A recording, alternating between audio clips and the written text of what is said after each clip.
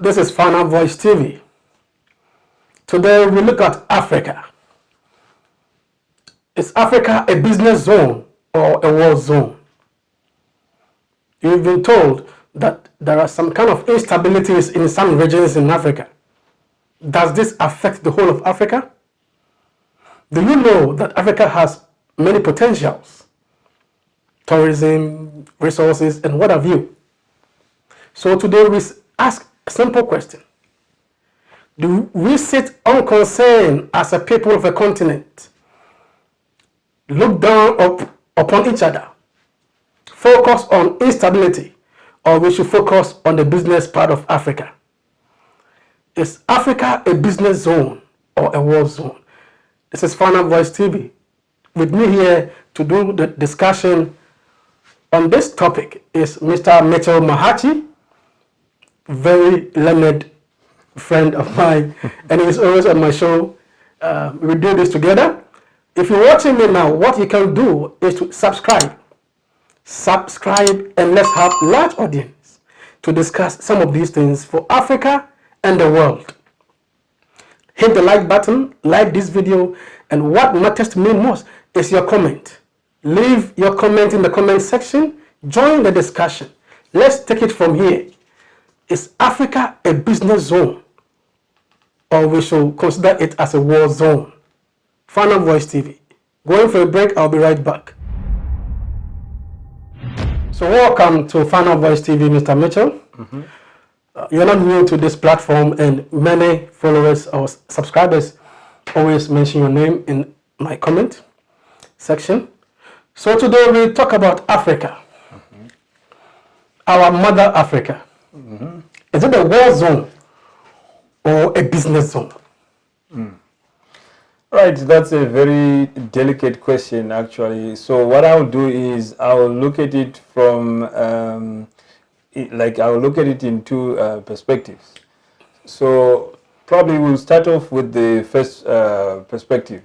So is Africa a war zone or a business zone? So what I want to do is I'll look at some of the facts that are actually on the ground. And to this end, the first thing that we actually notice is that out of 21 conflicts that are actually on the planet today, 14 of them are actually in Africa. So if you look 21 conflicts? Yes. And 14 are in Africa. Yes. But it appears the world is focused on Russia, Ukraine. Yeah, that's just one in Europe. So that actually then brings to this point that I want to show that if we only have one conflict in Europe and we have 14 in Africa, so if the question then comes, is Africa a war zone? In a way, you are tempted to say yes, because then you look at these 14 conflicts in the various countries here in Africa, and so from that perspective only, if we have these conflicts, and you know how conflicts are, they actually affect the stability of countries, and then also they also affect even the trade.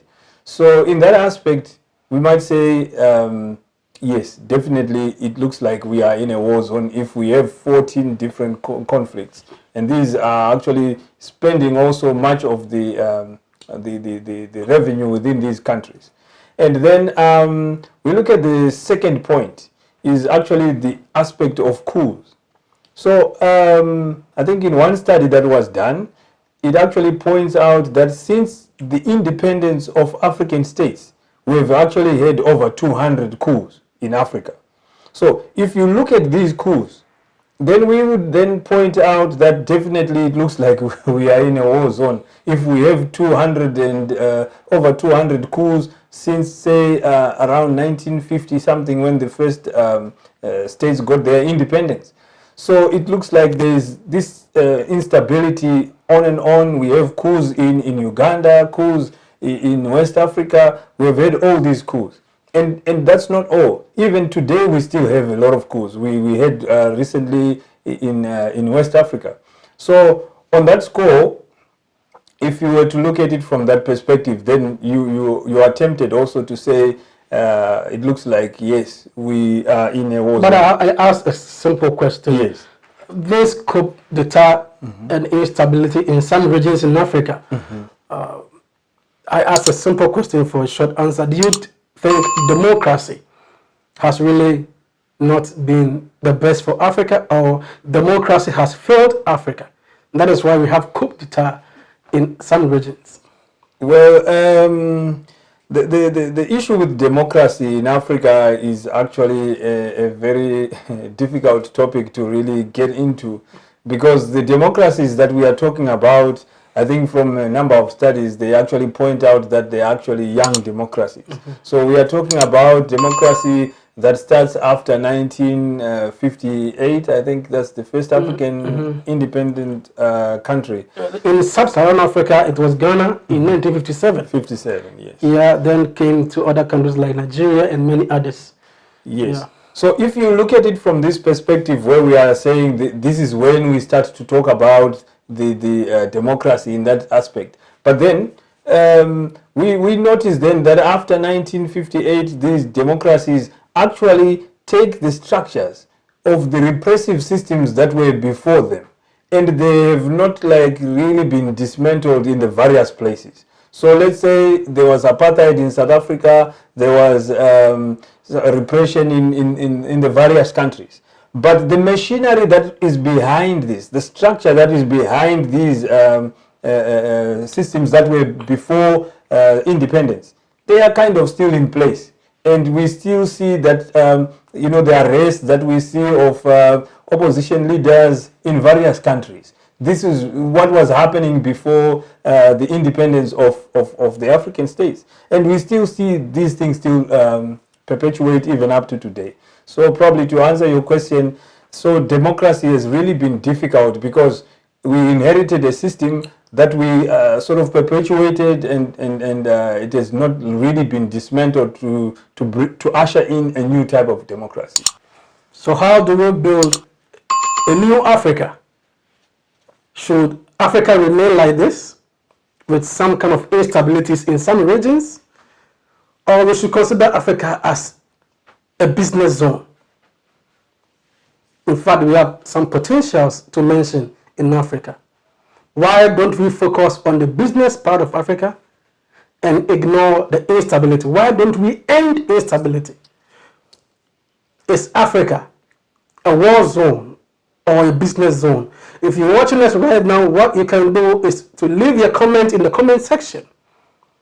Hit the like button, just like this video, and what you can do is to help us build large audience by subscribing.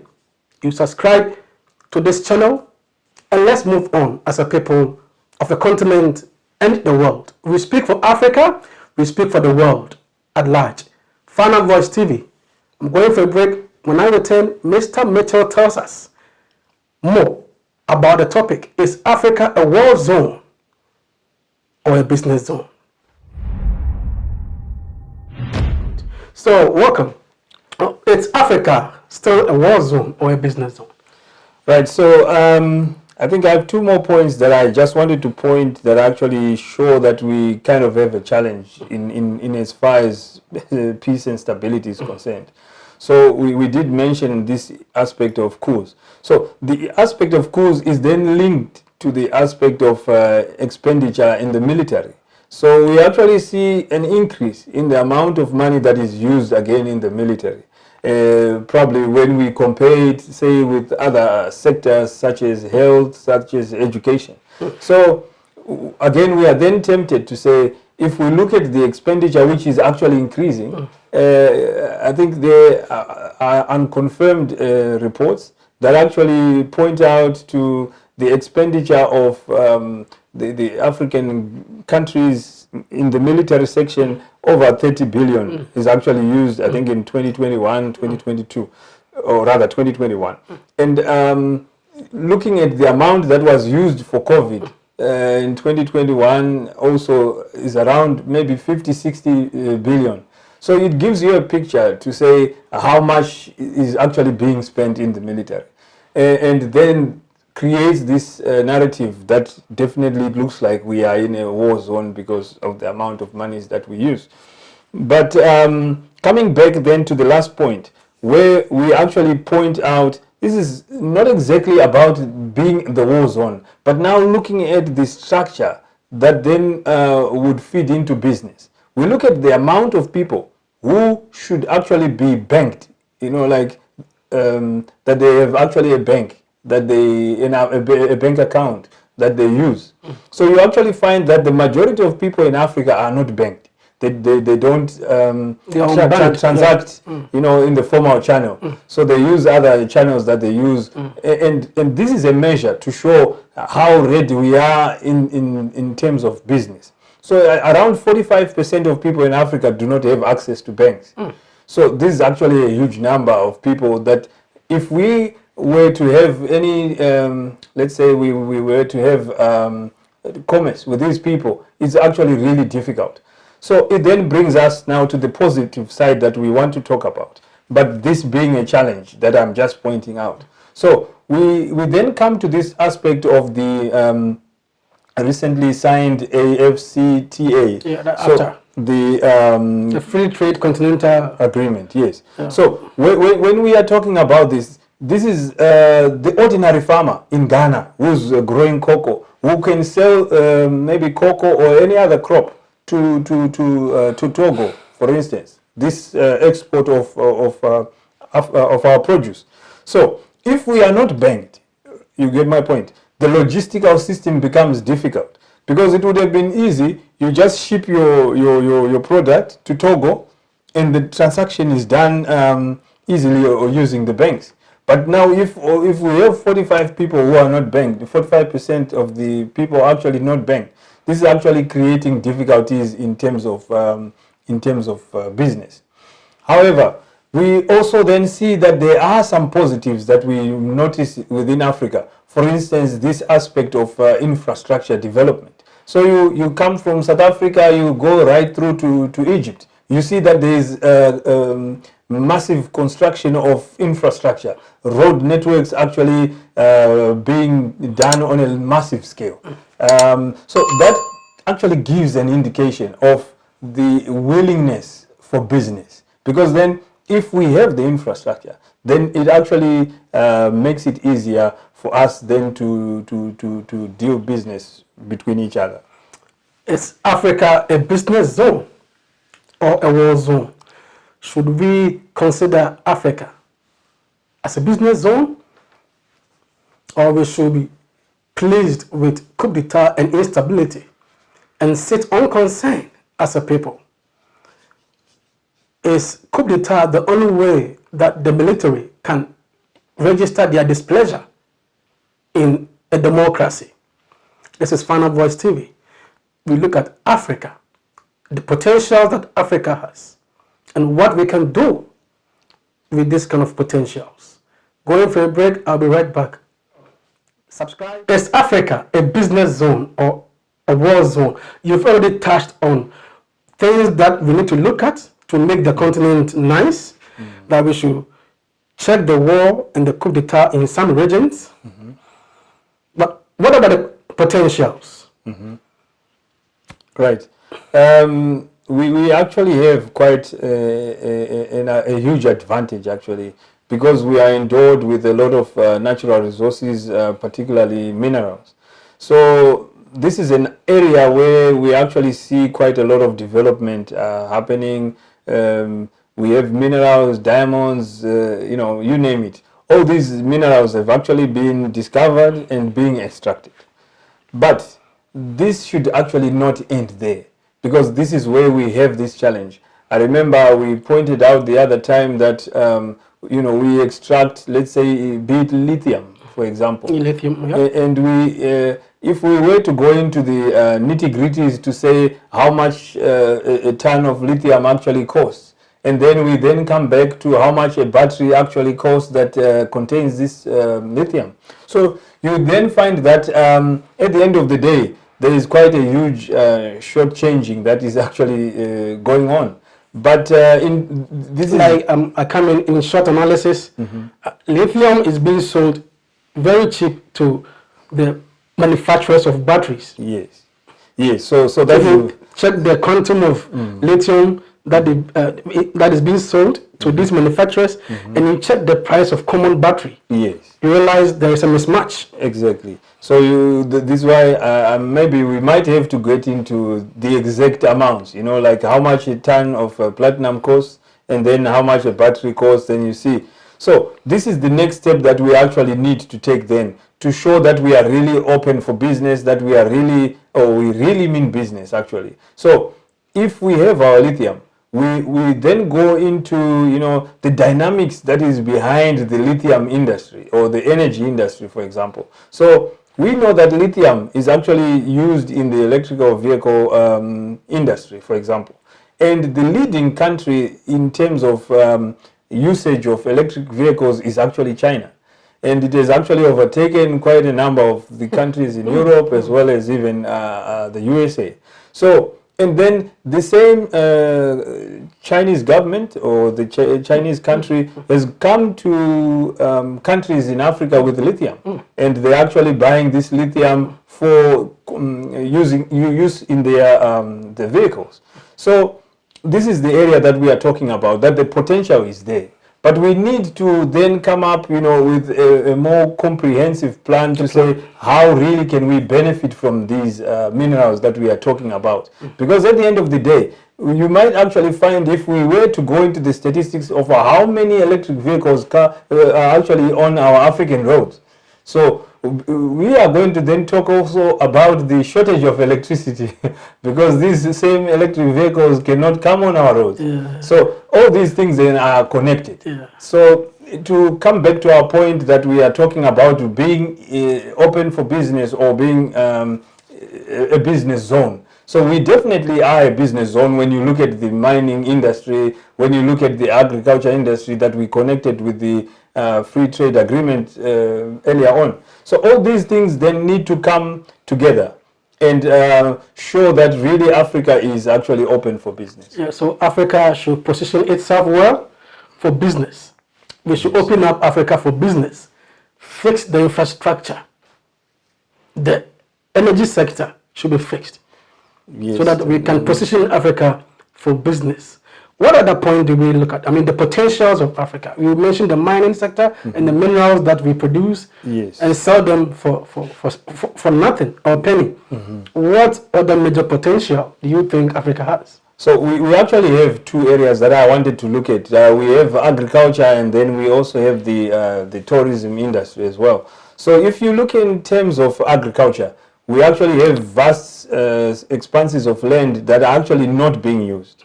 And if all the lands that we actually have were utilized, some of the problems that we then have would actually be quite reduced. So connected to this same agriculture is actually the processing of all these various crops that are actually grown, so that they're actually done within, let's say, at a local scale.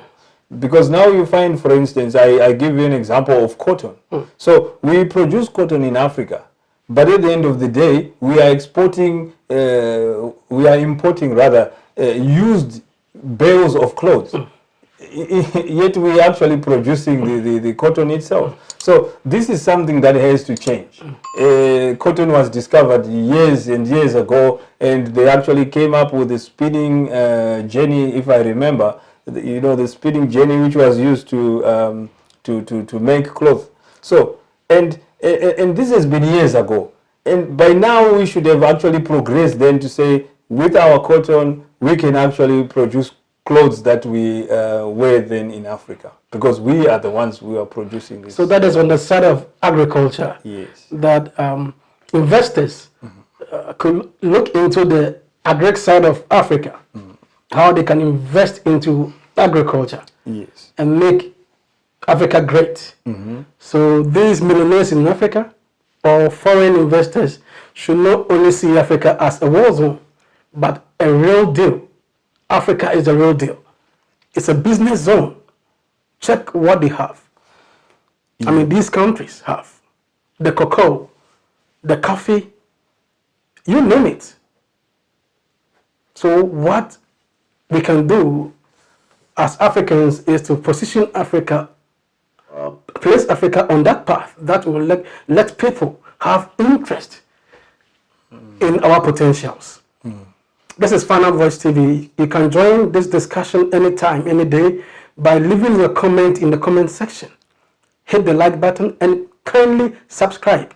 Let's have the audience to discuss some of these issues. For Africa, for Zimbabwe, for Ghana, for Nigeria, for Sierra Leone, for Liberia, for Guinea, for Kenya, for Uganda, for Morocco, for Algeria, and the rest of the world. So what other potential?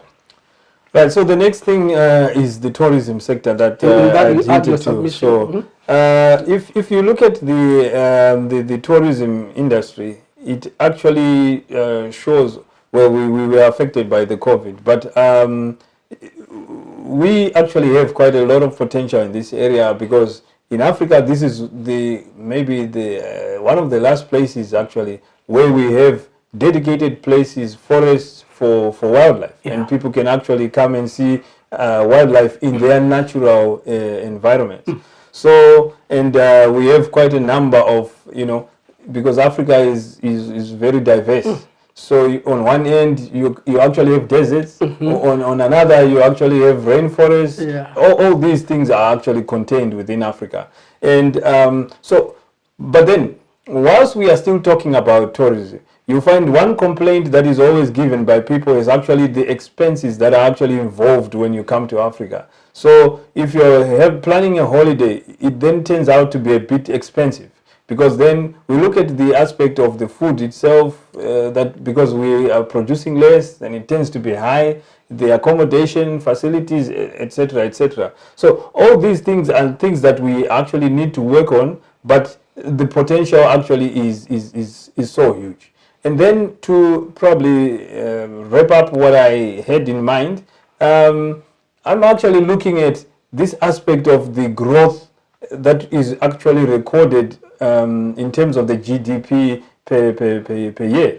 So you actually notice that in Africa, this is actually maybe some of the areas, the only few areas where they are actually recording high growth rates within in terms of the GDP. So that actually shows also probably this point that we are actually sort of a business zone.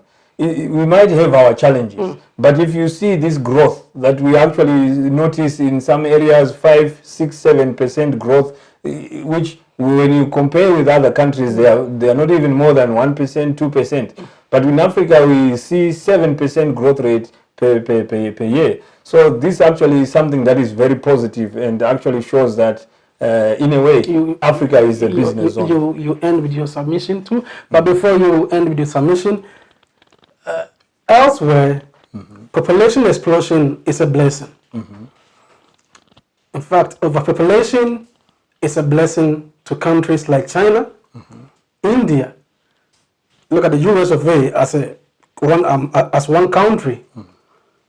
In Africa, we have the people. Why can't we consider these people as human resource base? I mean, that we can use to build Africa. Look at people who remain unemployed in Zimbabwe, in Ghana, for instance. Why don't we consider our own people as the human resource that we need? Okay, the issue of population growth in Africa is a bit different, let's say, from the other regions that you mentioned. So the population structure within Africa tends to have a wide base. So by having a wide base, it actually probably shortens the time for doubling of the population. So if we have a wide base, it means we have maybe the larger population is actually below 15, for instance. So this is what is creating the problem, that the growth rate tends to be in, let's say, the young population. And then this young population then comes on to the employment market at the same time, right? And then the market is not able to absorb them at the same time. Whereas when you go to other countries, let's say the US, they don't have the wide base. They probably have a middle base that is actually wider. That's probably around 30, 40, 50. And that's the higher number of the people in the population. whereas the young population is actually less. So the job market then is different from what we then have in Africa. So this is where the problem lies. It's not like we do not see them as labor, but they are coming in huge. Yes, they come in, you know, with as a large number at the same time, and they are not able to be absorbed. So in a nutshell, what we can then say about the population then is we are also in a dilemma. It's like what they say, the tragedy of the commons, you know. Ethically, I can't come to Charles and say you have too many children, please, now you need to stop, you know. So this is another challenge that we have. Who then has the moral high ground to come and tell you that your children are enough. So this is one challenge that we have. But on the other hand, we also definitely see, because of the improvement in the health facilities also, the child mortalities tend to have kind of reduced. And so the number of people who are born are also increasing, and then that actually increases our base that I've talked about, the young population. Yeah, so this is Final Voice TV. Is Africa a war zone or a business zone? For me, and perhaps per your argument, I think you know Africa is a business zone. Just that we pointed out the things that we can work on as a continent. Africa is the real deal. Africa is the business zone that investors need to sit down and think about.